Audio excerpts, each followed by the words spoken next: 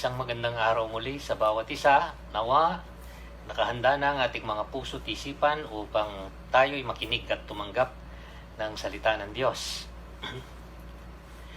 Ang pagtatanong ay isang normal at pangkaraniwang sangkap ng buhay ng tao. Lahat ng tao ay nagtatanong. Halos araw-araw hindi na natin napapansin na tayo'y nagtatanong o tayo ay tinatanong. Ang mga katanungan ay maaaring maiksi, maaaring mahaba, maaaring simple, o maaaring magulo. Ngunit ito ay bahagi ng buhay ng lahat ng tao. Walang taong di pa nagtanong at walang tao rin na hindi pa natanungan.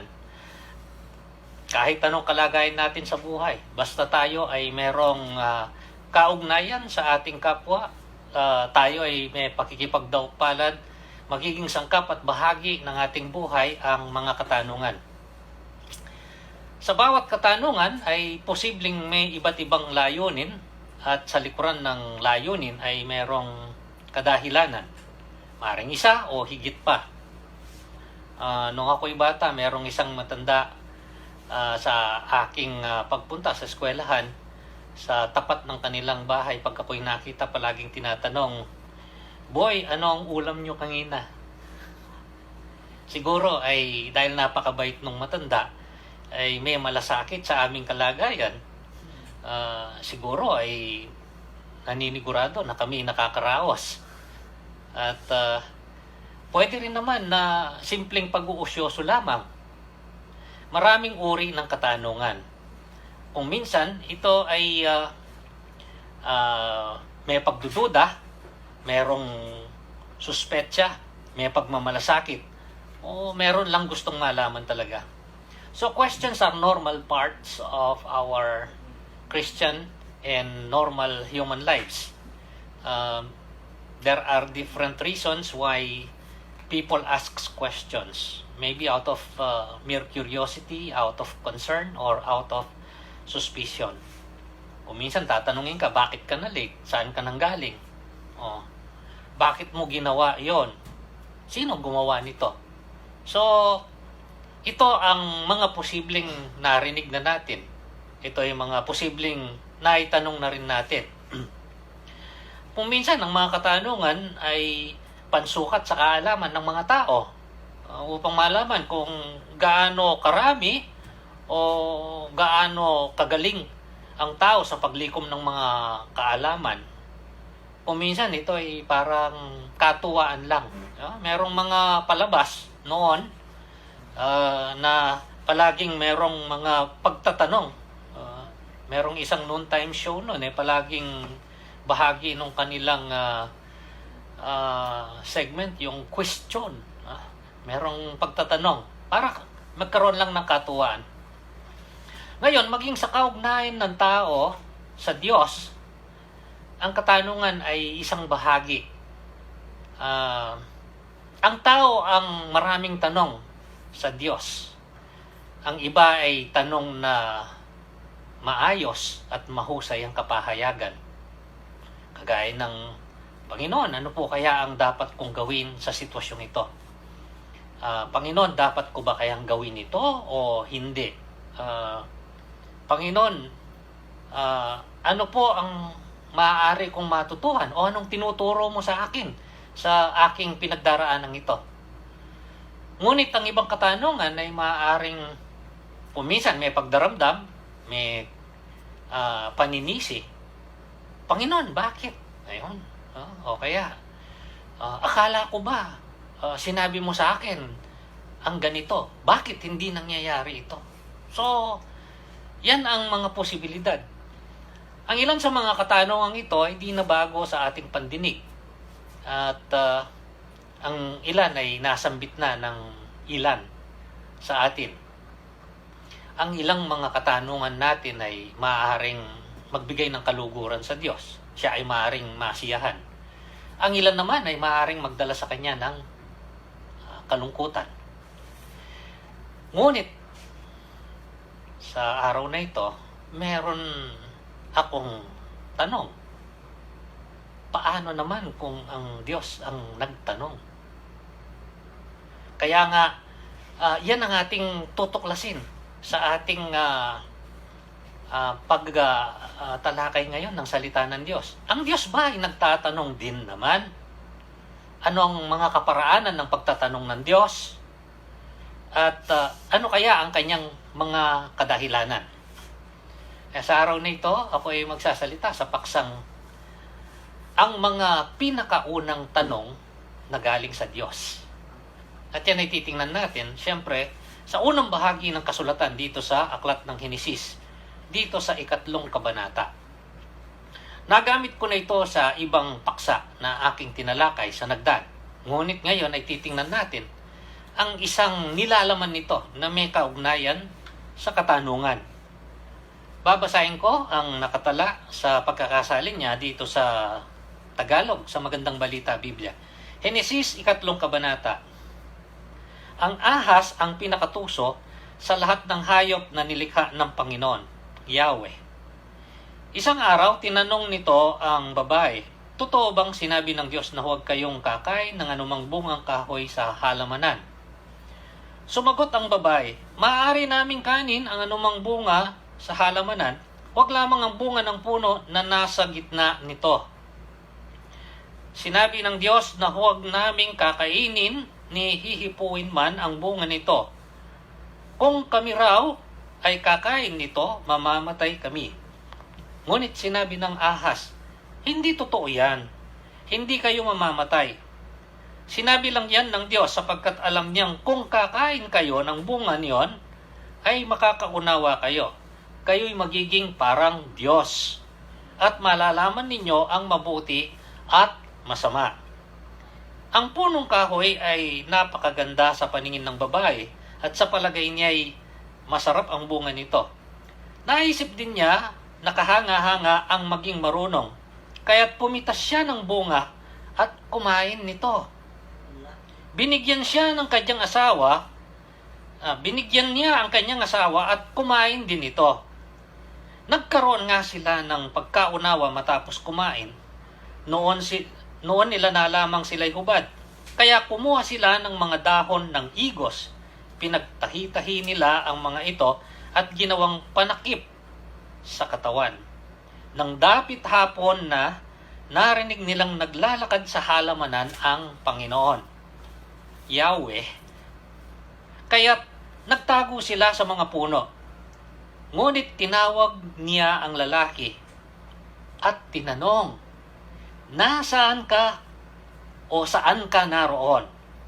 Natakot po ako nang marinig kong kayo'y nasa halamanan. Nagtago po ako sapagkat ako'y hubad. Sagot ng lalaki. Nagtanong muli ang Diyos, sinong may sabi sa iyong hubad ka? Bakit kumain ka ba ng bungang ipinagbabawal ko? Kasi pinakain po ako ng babaeng ibinigay ninyo sa akin, tugon ng lalaki. Bakit mo ginawa ang bagay na yon? Tanong ng Panginoon. Yahweh sa babae, mangyari pong nilinlang ako ng ahas, kaya ako natuksong kumain, sagot naman nito. Ito ang bahagi ng 3 kabanata kung saan makikita natin ang mga pinakaunang tanong na galing sa Diyos. Makikita natin ito na kaugnay doon sa mga naunang mga kabanata. Ang unang kabanata ay patungkol sa paglalang ng Diyos sa lahat ng bagay at ang pinakamahalaga na kanyang nilalang ay ang tao, na kanyang nilalang ayon sa kanyang wangis. Ang ibig sabihin ay may katangiang kahawig ng ilan sa mga katangian ng Diyos.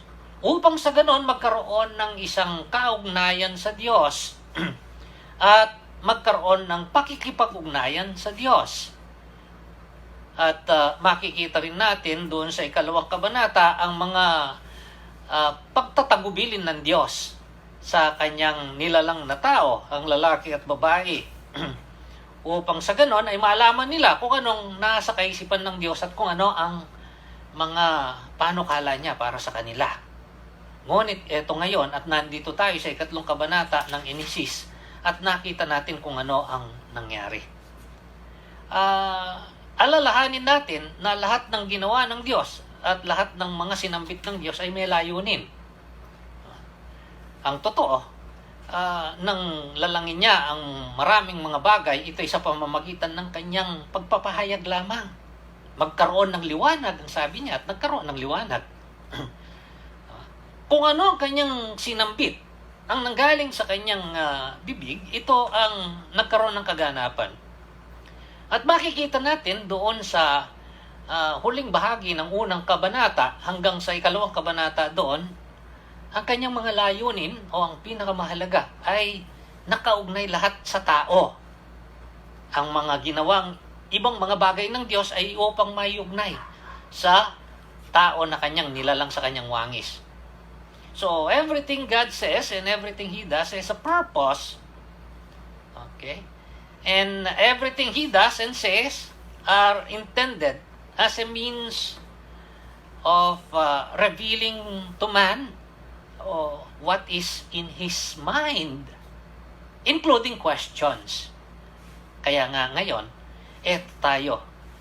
Dito'y makakakita tayo ng tatlong katanungan na nanggaling sa Diyos. Ang pinakaunang mga katanungang kanyang sinambit. Ano kaya ang ibig sabihin ng mga ito? Ito'y maunawaan natin kapag isinaalang-alang nga natin yung lahat ng nauna pang mga kabanata at yung kabuuan ng kasulatan. Pero sapat na ito isuriin natin ngayon at makakakita tayo ng tatlong katanungan na sinambit ng Diyos dito sa bahaging ito ng kasulatan. Nakita natin kung papaanong tinukso ng diablo sa anyo ng ahas ang nilalang na tao ng Diyos, ang lalaki at babae. At sa kabila ng mga kapahayagan ng Diyos at mga babala, pinili nila na sumuway. Pinaniwalaan nila. Nalin lang sila. Nalin lang sila nung diablo. Kumain sila nung ipinagbabawal. At ang sabi, kaagad-agad, nagkaroon sila ng unawa. Pero hindi nakaganda sa kanilang kaisipan at damdamin yung kanilang unawa. Ito'y nagbigay pa nga ng takot. At hindi lang takot ang dumating sa kanila, kundi kahihiyan. Dati hubad sila, ang sabi, ngunit walang anuman sa kanila yon dahil walang anumang masamang kanilang nararamdaman o nakikita. Ngunit sa pangyayaring ito, sila'y biglang nagkaroon ng kahihiyan at pinagtahi-tahi nila ang mga dahon na nandoon sa halamanan at pinantakip sa kanilang mga katawan.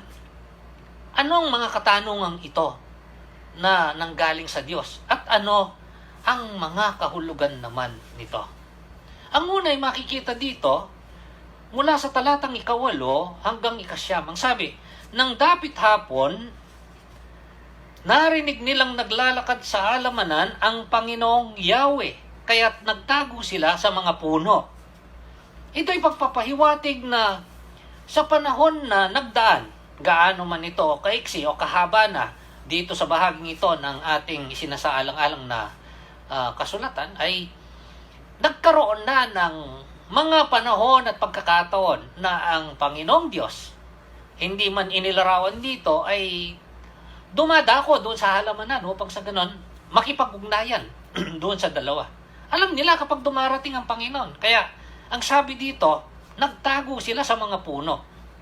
Sa talatang 9 ang sabi, ngunit tinawag niya ang lalaki at tinanong, saan ka naroon? Bakit kaya ang lalaki? Maiintindihan natin ito dahil doon sa unang 2 kabanata ay ipinakita na ang lalaki ang una sa nilalang ng Diyos at galing sa lalaki ay nilalang niya ang babae.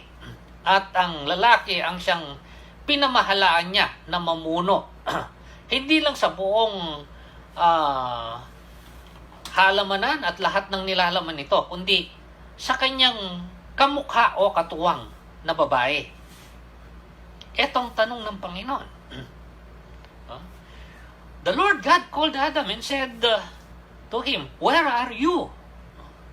Anong naging sagot ni Adan? Sabi niya, natakot po ako nang marinig kong kayo'y nasa halamanan. Nagtago po ako sapagkat ako'y hubad, sabi ng lalaki. There was a reason. Siya'y sumagot at siya'y natakot. Bakit? Alam ni Adan na siya ay lumabag doon sa ipinag-utos ng Diyos. Alam niya na siya ay gumawa ng isang pagkakasala laban sa Diyos. Kaya siya ay nagtago. Ayaw niyang harapin yung kanyang ginawa. Yung kanyang ginawa ay sadya niyang ginawa. Nakita niya yung babae na kumain at binigyan siya ng babae at siya ay kumain. Kaya nga ngayon, siya ay may pagkatakot. Ngayon, ang isang bagay na ating titingnan, bakit kaya nagtanong ang Diyos? Saan ka naroon? Hindi kaya alam ng Diyos kung saan naroon si Adan? Kung titingnan natin ang buong kasulatan, hindi yon ang kadahilanan. Kung minsan kasi pag nagtatanong tayo, Boy, saan ka naroon? Kasi hindi natin alam kung nasaan si Boy. At gusto nating malaman kung nasaan siya. Pero ang Diyos, alam niya kung nasaan si Adan. Bakit? Dahil walang lingid sa Diyos. Ang buong Biblia ay nagpapahayag na alam ng Diyos ang lahat ng bagay. At ang presensya ng Diyos ay nasa lahat ng dako. Walang dako na kung saan wala ang Diyos. Siya ay nasa lahat ng dako. Sa English, He is all-knowing and He is everywhere present. Ito ay mga katangian ng Diyos na hindi nababago, palagi ang nasa Kanya. Likas sa Kanya ang mga bagay na ito. God knows where Adam is, but He asked a question. Bakit? Because the one who once was so close and intimate to this man He created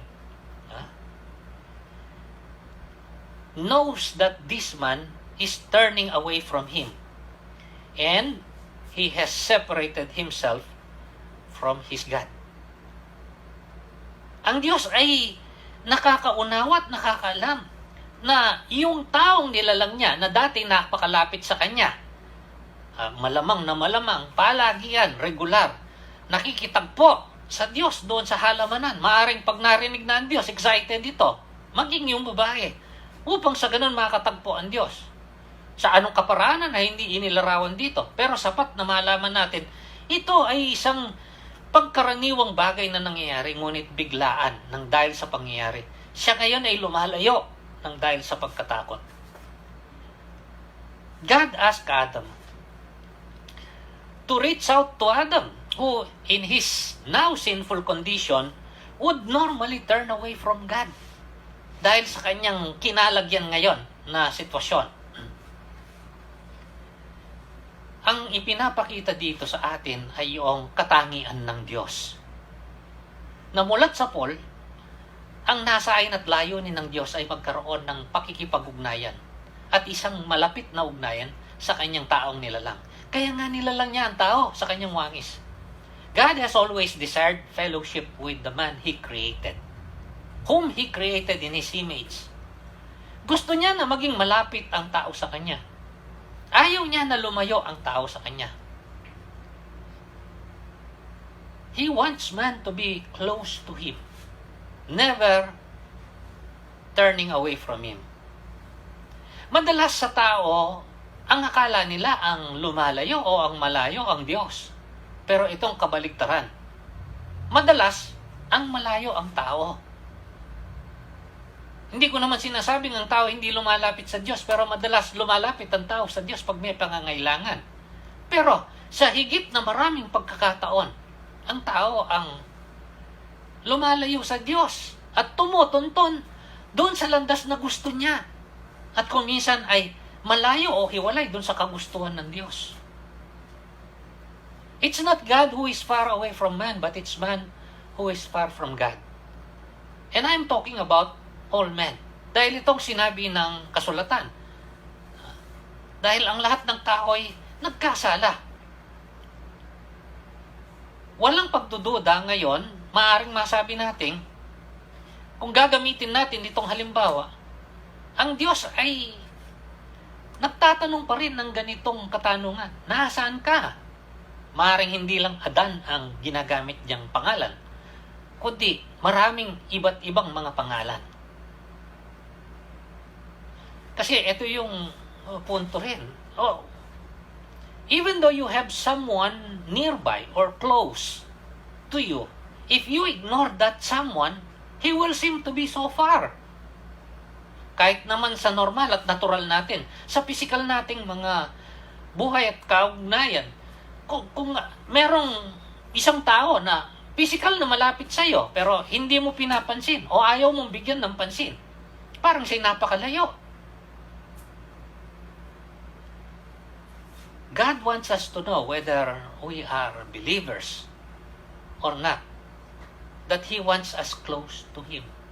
Itong nasa akin ng Diyos, ang maging malapit sa Kanya ang Kanyang mga nilalang. He doesn't want you or me to be far away and separated from Him. No matter who we are. Ito kagustuhan ng Diyos. Ano kadahilanan kung bakit nagtanong ang Diyos, nasaan ka? Upang tayo ay abutin. Upang tayo akayin papunta sa Kanya. At hindi maitaboy palayo sa Kanya. To reach out to us, to draw us toward Himself, that we may turn to Him than to separate from Him. Ito'y napakahalaga na maunawaan natin. Upang sa ganun ang Diyos ay makilala natin ayon sa kung sino siya talaga. Ang Diyos ay hindi basta kasangkapan lamang na ating pupuntahan o lalapitan kapag mayroon tayong pangangailangan. Kundi siya yung dakilang lumalang sa atin. At tayong mga tao ay napalayo dahil sa pagkakasala, ngunit siya ang umaabot upang sa ganon tayo ay ipanumbalik sa Kanyang sarili at hindi mawalay sa Kanya.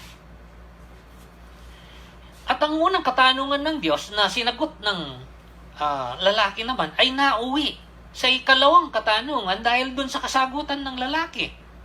Sabi kasi ng lalaki, nagtago sila sapagkat sila'y hubad. Sila'y natakot. Ano ang ikalawang katanungan ng Diyos dito sa 11 talata? Nagtanong muli ang Diyos, sinong may sabi sa iyong hubad ka? Bakit? Kumain ka ba ng bungang ipinagbabawal ko? Sumagot naman ng lalaki doon sa talatang 12, kasi pinakain po ako ng babaeng ibinigay ninyo sa akin, tugon ng lalaki. Kaysa sumagot sana ng opo, naghanap ng mapapasahan ng sisi itong lalaki.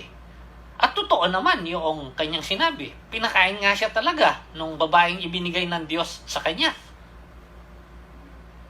This is the second question.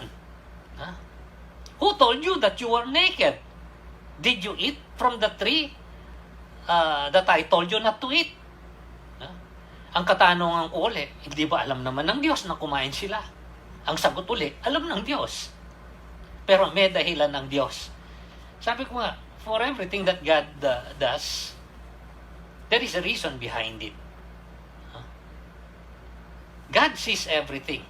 But still, He asked another question. Alam ng Diyos ang kasagutan. But God asked because He wants man to realize and admit his miserable condition. Gusto niya na ang tao ay mapagtanto at aminin yung kanyang miserableng kondisyon. And yung miserable niyang kondisyon ay makikita doon sa kanyang sa kanyang sagot mismo. May takot at kesa sumagot, merong pagpapasa o pagsasalin ng sisi sa kapwa. Man was ashamed and he was afraid. He could not even just simply answer, yes, I disobeyed you. I did what you told me not to do. So, alam nyo, yung ginawa ng lalaki, ay alam nating nagbigay ng takot at kahihiyan sa kanya. Dahil napagwari niya na may nangyari. At sa pakiramdam niya kasama ng babae, sila ngayon ay hayag na hayag sa kanilang ginawa. Kaya pinagtahi-tahi nila yung mga dahon ng igos upang takpan ito. as if what they did could be covered by these mere physical coverings. Probably that is a natural reaction, even today. See? Because he committed sin against God, his nakedness became an expression of an internal guilt. Yung kanyang kahubaran ay parang naging kapahayagan ng karumihan na nasa kanyang kalooban. Kasi ang sabi dati, sila'y hubad at wala namang nakakahiya na kanilang nakikita.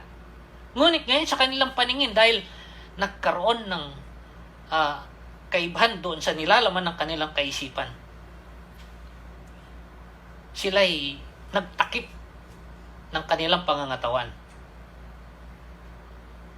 And this is a useless attempt to hide what is inside.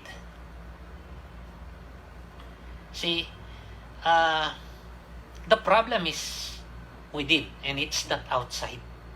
Ang pagkakasala ay nasa loob. Yun ang suliranin. Hindi yung pagkahubad mismo.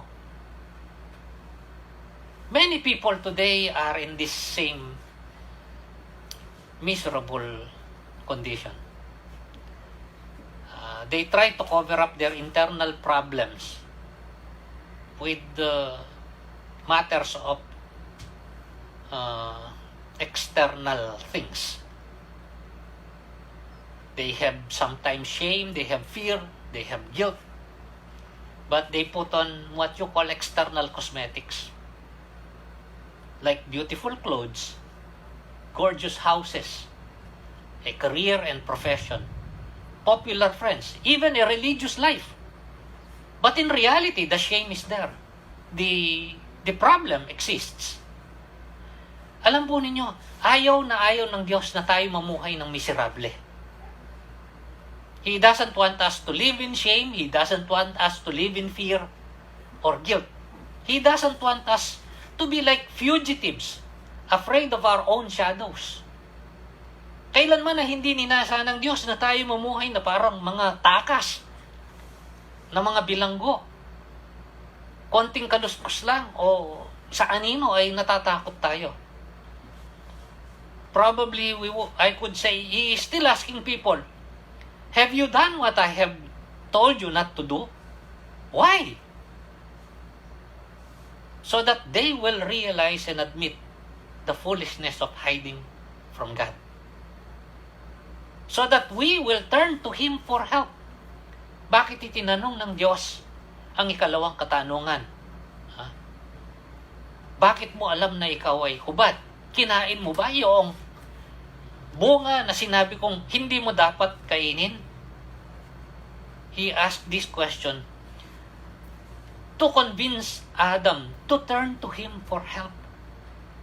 Upang kumbinsihin si Adan na tumalima sa Diyos at humingi ng tulong.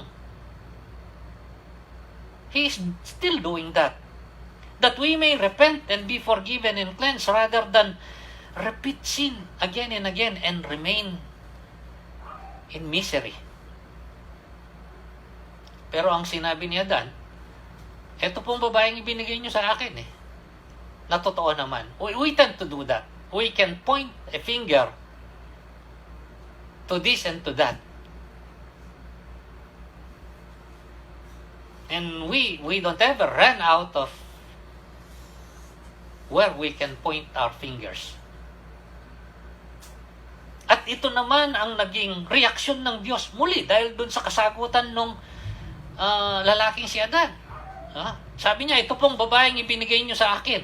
So, dito sa verse 13, ang sabi ng Panginoon naman, bakit mo ginawa ang bagay na yon? Tanong ng Panginoong Yahweh sa babae. So, lumingon naman ang Panginoon doon sa babae. At sumagot naman ang babae, mangyari po'y, nilinlang ako ng ahas. Kaya ako natuksong kumain. Sagot naman nito. Parang walang masyadong pagkakaiba doon sa naging sagot ng lalaki. Nung tinanong ang lalaki, itinuro niya ang babae. Nang itinuro, nung tanungin ng Diyos ang babae, itinuro naman niya ang ahas. The Lord said to the woman, "What is this that you have done?" Alam po ninyo, si Adan ay responsable dapat at may pananagutan sa Diyos. At sa kanyang pagkabigo na gampanan ang kanyang katungkulan bilang Pangulo ng ibinigay ng Diyos sa kanya, ang babae at ang lahat ng iba pang nandoon sa halamanan. Pero ang pinapakita dito, lumingon ng Diyos doon sa babae at tinanong din siya. Even though Adam is accountable to God for what he has done and also for his failure to exercise his responsibility of taking care of the woman was responsible for her own action, allowing Satan to deceive her and subsequently even enticing her husband to commit a sin. Nais ng Diyos na malaman ng babae na sa kabila ng ang may unang pananagutan ay ang lalaki. Kaya nga ang kasalanan ay iniugnay kay Adan Ang sabi, nang dahil sa lalaki nakapasok ang kasalanan at ang kamatayan sa sangkatawan. Pero ang unang kumain ay ang babae.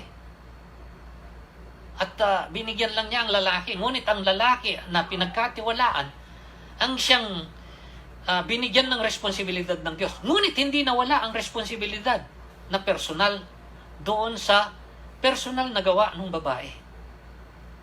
Each of us, everyone, is given personal and distinct responsibility. Sa buhay na ito, each has a role.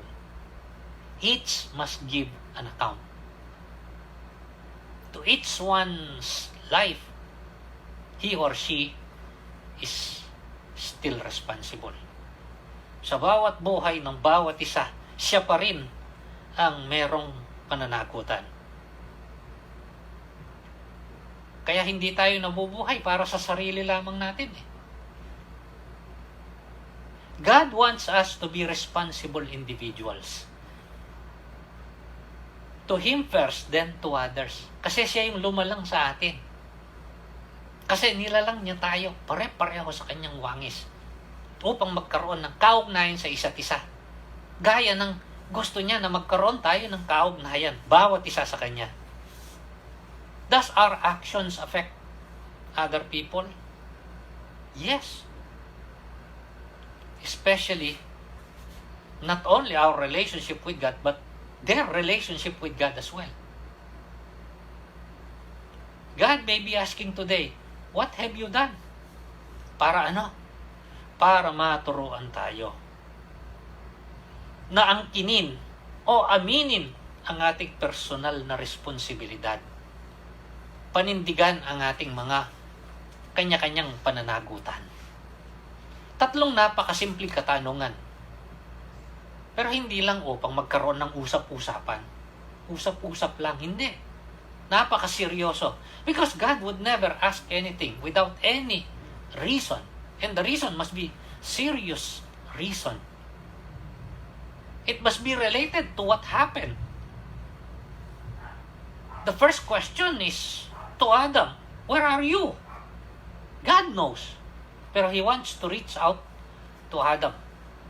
Because He always desires to have that intimate fellowship, and that intimate fellowship has now been broken. He is asking Adam to draw him toward himself, that Adam may not turn away from God. Ganon din ang ginagawa ng Diyos hanggang ngayon. Inaabot niya ang bawat isa sa kanyang mga nilalang upang sa ganon ay akayin tungo sa kanyang sarili at magkaroon ng isang makabuluhan na pakikipag-ugnayan sa kanya at hindi lumayo sa kanya. Ang pangalawang katanungan, sabi niya, bakit alam mong hubad ka? Kumain ka ba sa aking pinagbabawal? Hindi ba alam ng Diyos? Alam ng Diyos. Pero gusto ng Diyos na mapagtanto ni Adan na kailangan niyang aminin yung kanyang ngayon ay napakalungkot at miserableng kalagayan. Para ano? To convince him to turn to Him for help. Because he could not actually help himself. nagtahi-tahi na nga sila ng mga dahon, pero hindi pa rin nawala yung kanilang kaalaman ng kahihiyan at hindi pa rin nawala ang takot nila. Kung iisipin natin, ay nakatakip na nga sila di dapat wala na silang inaalala. But it just shows that what they did was not enough. They need God's help. And the third question addressed to the woman is, what have you done? Upang sa ganon matutong umamin din ng personal na responsibilidad ng babae. At ang aminin na ang kanyang ginawa ay hindi lang nakaapekto sa kanya, kundi sa kanyang kapwa. Upang ituro sa kanila na kailangang angkinin ang personal na responsibilidad at pananagutan sa Diyos. Ano ang ating karagdagang makikita dito na kailangang mabigyang pansin? Paano nagtanong ang Diyos? Dumating ba ang Diyos doon na galit na merong dalang kahoy na nagwawala ng dahil sa nangyari? Hindi. Walang kaduda-duda makikita natin dito ang pagtatanong ng Diyos. Taglay ang kanyang pag-ibig at pagmamalasakit. Ang kanyang habag. Undoubtedly, He asked with much love and compassion. Remember that God took the initiative. Siya yung gumawa ng unang hakbang. Dapat sana nung marinig nilang Diyos, tumakbo sila papunta sa Diyos upang sa ganun kaagad-agad ay aminin, meron po kaming nagawa na hindi karapat-dapat. Pero sila ay lumayo at sila ay nagtago. God did not wait for the situation to get worse. He initiated this conversation. This now becomes a prototype or a pattern for all future encounters of God with man. Ganito palagi ang Diyos ngayon. Hindi naman siya nagbabago. Noon ay ganito na siya. Siya ang gumagawa ng kaparaanan upang sa ganun abutin yung kanyang taong nilalang na napapahiwalay at lumalayo sa kanya. It suggests clearly that sinful man is helpless and that God acts on man's behalf to restore the broken relationship. Walang magawa ang tao. Tingnan natin kung ano ang nangyari pa. Pagkatapos noong usapang yon, ito yung sumunod na nangyari. At sinabi ng Panginoong Yahweh sa Ahaz, sa iyong ginawa may parusang dapat na ikaw lang sa lahat ng hayop ang magdaranas. Mula ngayon ikaw ay gagapang at ang pagkain mo'y alikabok lamang. Kayo ng babae, aking pag-aaway, binhi mo't binhi niya, lagi kong paglalabanin. Ang binhi niya ang dudurog sa iyong ulo at sa sakong niya'y ikaw ang tutuklaw. Sa babae na may ito ang sinabi, sa pagbubuntis mo'y hirap ang daranasin at sa panganganak sakit ay titiisin. Ang asawang lalaki iyong nanasahin, pasasakop ka sa kanya, siya mong susundin.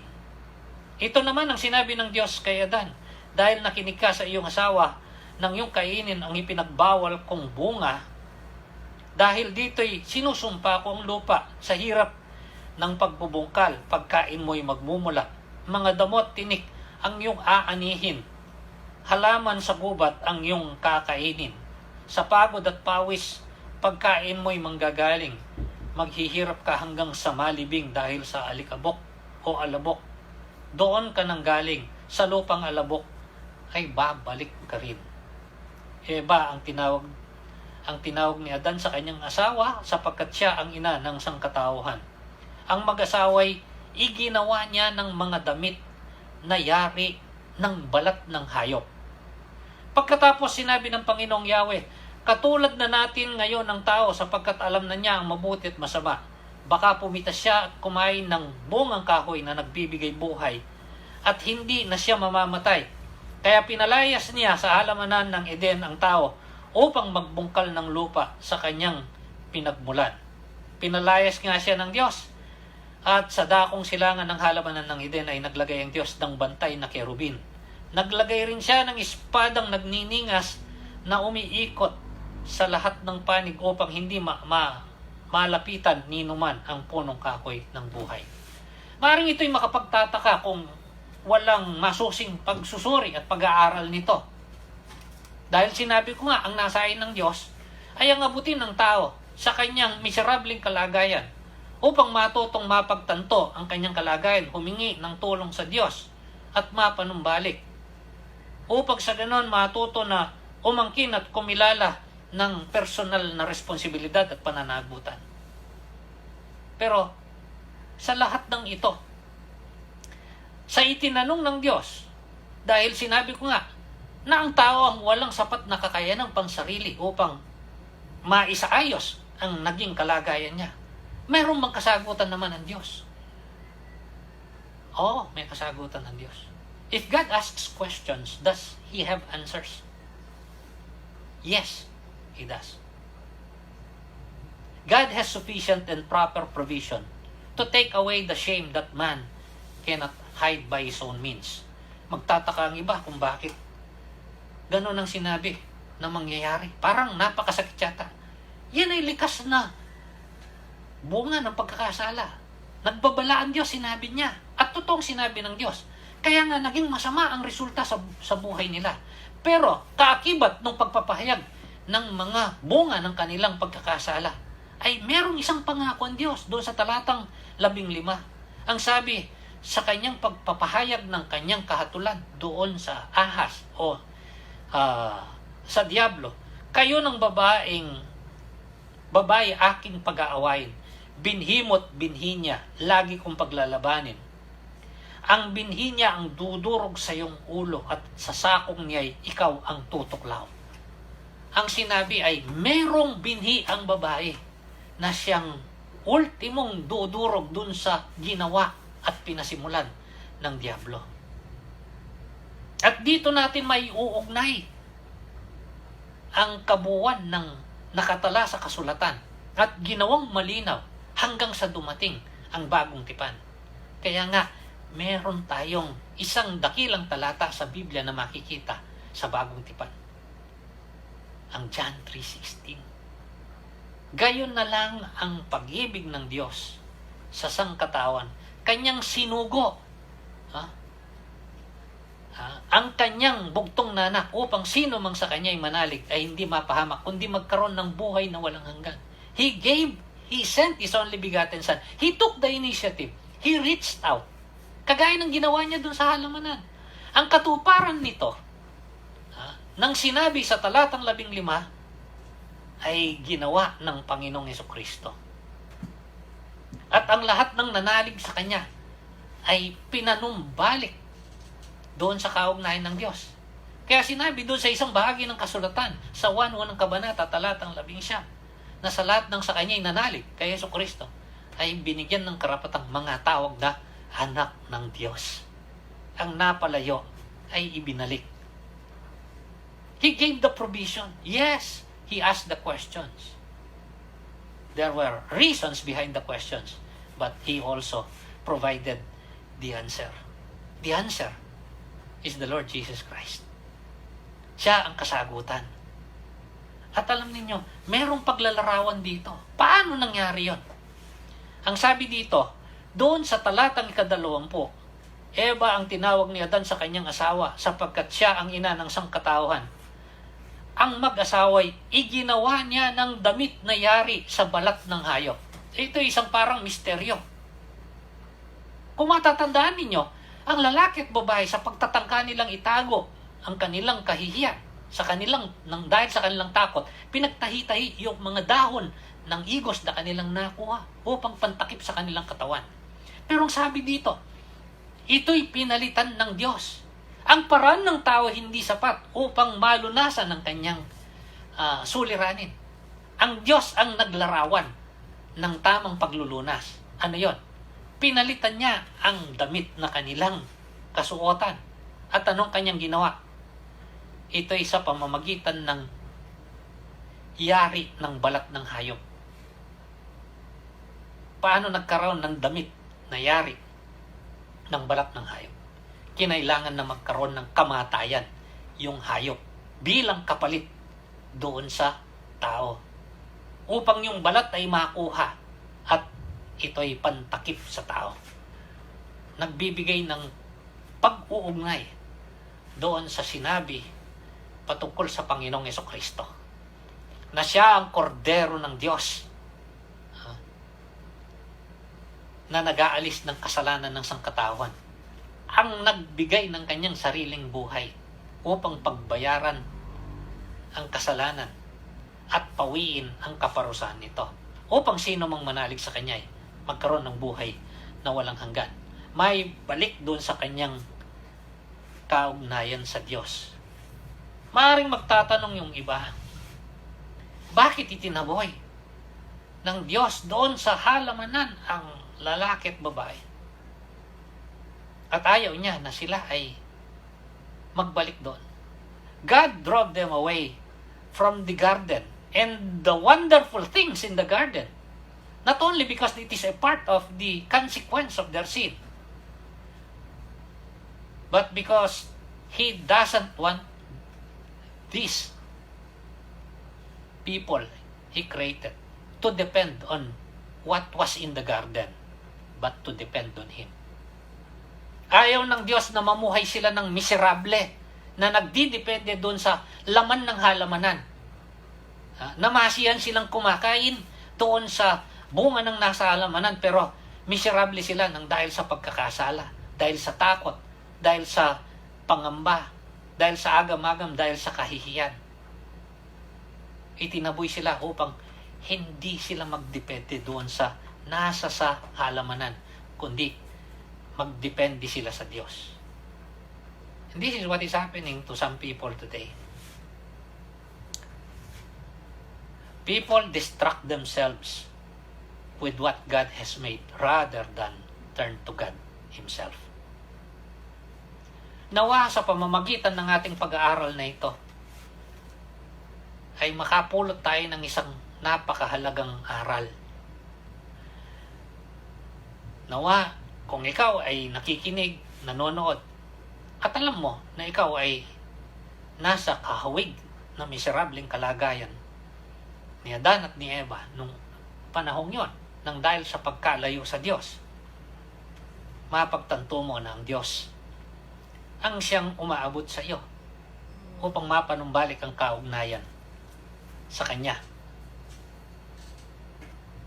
Siya ang umaabot sa iyo upang sa ganon, makita mong hindi sapat ang anumang iyong magagawa upang lunasan ang iyong kinalalagyan, kundi upang magdepende sa Kanya.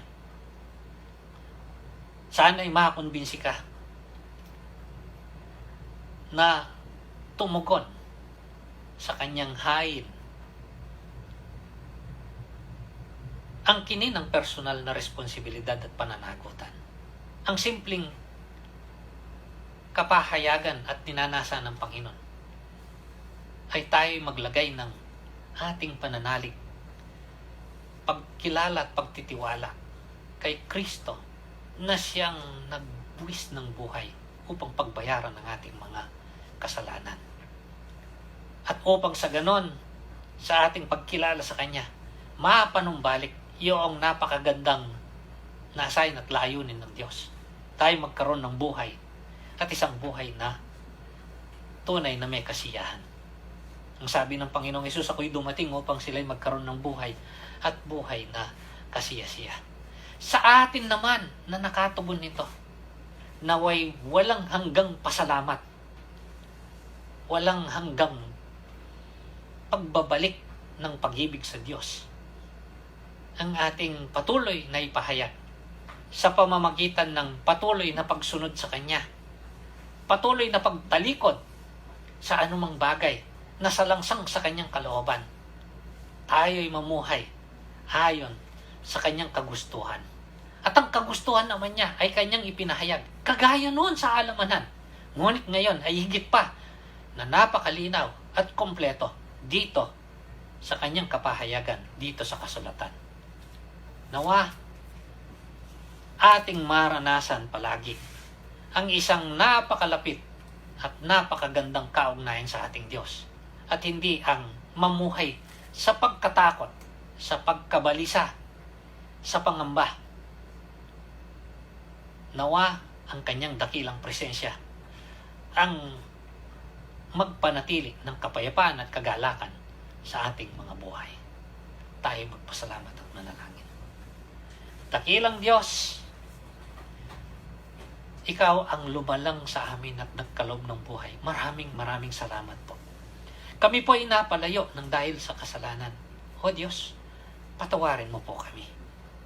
Ikaw ang gumawa ng kaparaanan upang kami abutin. Ikaw ang gumawa ng kaparaanan upang kami ay mapalaya sa hindi namin kayang lunasan na kalagayan. Sinugo mo ang Panginoong Hesukristo upang siyang mamatay sa krus at mabuhay na maguli upang sa pagkilala namin sa Kanya bilang Panginoon at tagapagligtas, kami makatanggap ng buhay na walang hanggan.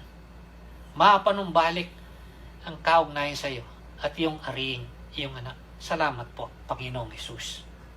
Salamat aming Panginoon. Nawa sa kanila na hindi pa nakakaranas nitong dakilang karanasang ito, ang iyong habag, ang iyong pag-ibig, at ang iyong biyaya ang makaabot sa kanila, aming Panginoon, at kanilang tugunan. Kami naman ay tulungan mo upang lumakad, sumunod sa iyong kalooban. Nawa ang aming mga buhay magbigay sa iyo ng kasiyahan, at ikaw naman ang pupuno ng kasiyahan sa mga buhay na ito. Hanggang doon, sa walang hanggan. Sa lahat ng ito, papuri, parangal, pasalamat, pagdakila at pagsamba ang nais naming ipagkaloob sa iyo. Sa tanging pangalan po ng aming Panginoong Hesukristo. Amen. Magandang araw po, at ang biyaya at pagpapala ng Diyos ang sumahating lahat.